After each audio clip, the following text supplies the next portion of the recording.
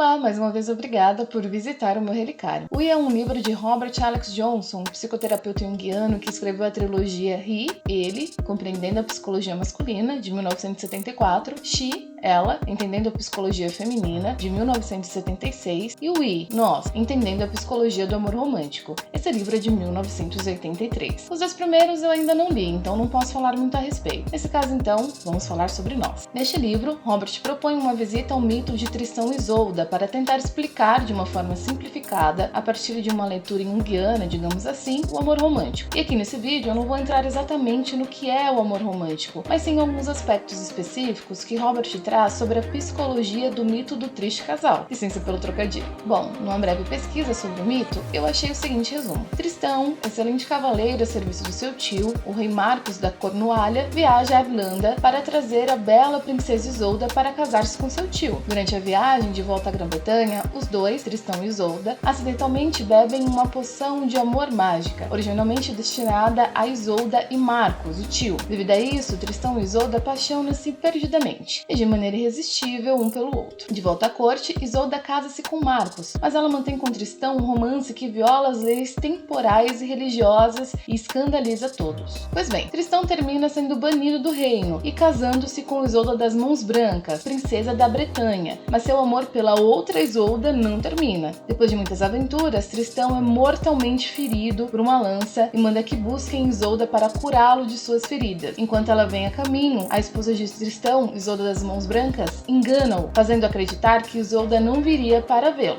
Tristão morre e Isolda, ao encontrá-lo morto, morre também de tristeza. Em linhas gerais, essa é a história de Tristão e Isolda. Eles tomam uma poção do amor, sem querer, se apaixonam perdidamente e não conseguem largar um do outro nem com a porra. Mas e aí, o que tem de tão interessante nessa história? Entre o momento em que o casal se apaixona até a hora da morte deles, por amor, por assim dizer, acontecem muitas coisas. Os dois passam por um veneno desgraçado para ficar juntos, fome, miséria, vão morar nos bosques perdidos, fogem corridos do rei, os dois vão pro Léo mesmo, ou seja, o mundo tá acontecendo em volta deles. Eles estão tão obcecados e perdidos um pelo outro que eles são capazes de fazer qualquer coisa para ficarem juntos, sejam em quaisquer condições, inclusive as dos dois morrerem de amor um pelo outro. Bem sugestão de música sertaneja, não é não? Parece uma história que você já ouviu de outros casais tristões por aí. Não me surpreende. O que o Robert tenta correlacionar no livro a partir dessa história seria basicamente como esse formato foi incorporado na sociedade ocidental, ou seja, a gente aprendeu a amar dessa forma, digamos, efervescente, para ser carinhosa e não dizer dessa forma louca, insana. O ideal romântico a ser seguido.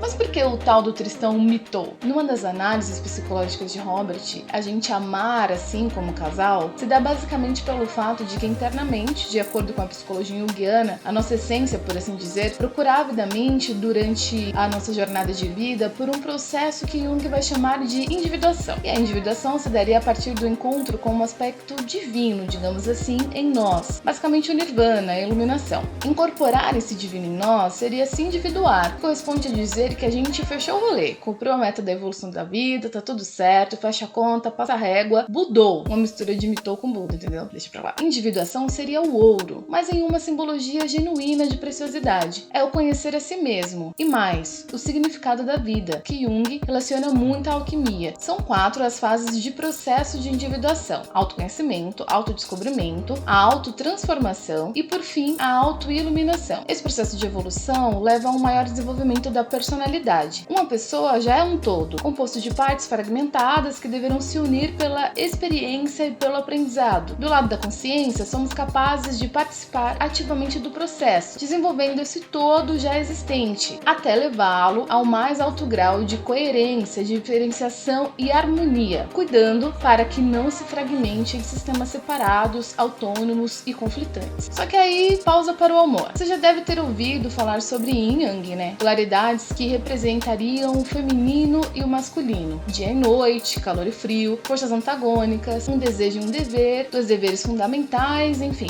Jung descreveu 2 aspectos masculinos e femininos dentro da psique humana. Ele chamou de ânimos, o lado masculino inconsciente de uma mulher, e ânima, o lado feminino inconsciente de um homem. Vivendo com as mulheres através do tempo, o homem desenvolveu características femininas, e vivendo com o homem, através dos tempos, a mulher desenvolveu características masculinas. Imagens arquetípicas, heranças, algo que vai bem ao encontro do conceito de Yin Yang, não? Na teoria de Jung, ânima compõe a totalidade das qualidades psicológicas femininas inconscientes que um homem possui e ânimos as masculinas possuídas por uma mulher. Ou seja, pra gente ficar integradinho, esses aspectos femininos e masculinos deveriam convergir dentro da gente. Ânima e ânimo são os mediadores entre o ego e o mundo interno. Portanto, são uma face interna da psique a formar o equilíbrio. Ficam ocupados com a adaptação àquilo que é pessoal, interior e individual. Bem, nesse processo de individuação, o amor romântico, nesse caso, de acordo com o Yi, poderia vir como uma pegadinha do malandro.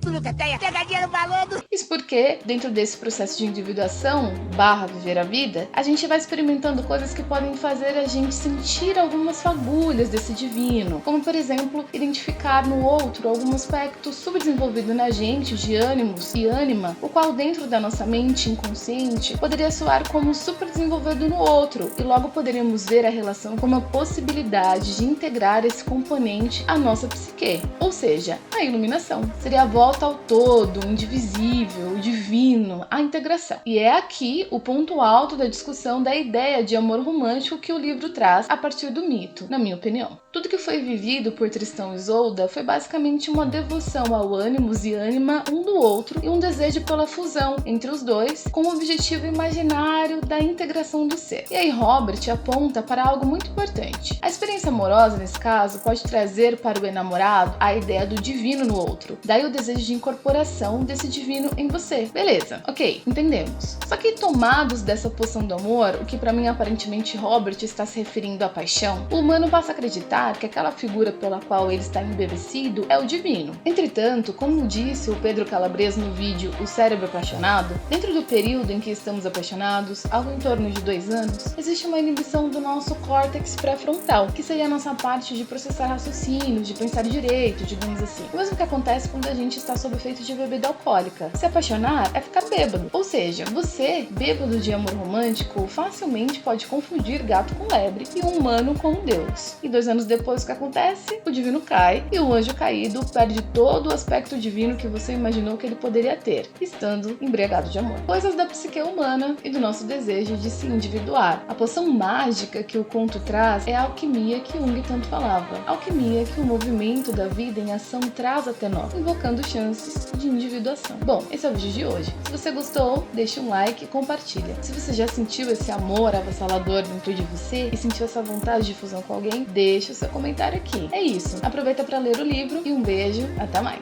Pessoal, voltei. Querido, entre. Só pra dizer que esse vídeo teve a contribuição muito importante da Dai. A Dai foi minha primeira psicóloga, ela é junguiana e ela teve a gentileza de ler o meu roteiro e contribuir com algumas informações adicionais. Dai, eu quero te agradecer por essa disponibilidade. Espero que você goste desse vídeo e a galera também goste por aqui. Quem quiser saber mais sobre a Dai, pode mandar mensagem aqui nos comentários, tá bom? Um beijo, galera. Até o próximo vídeo.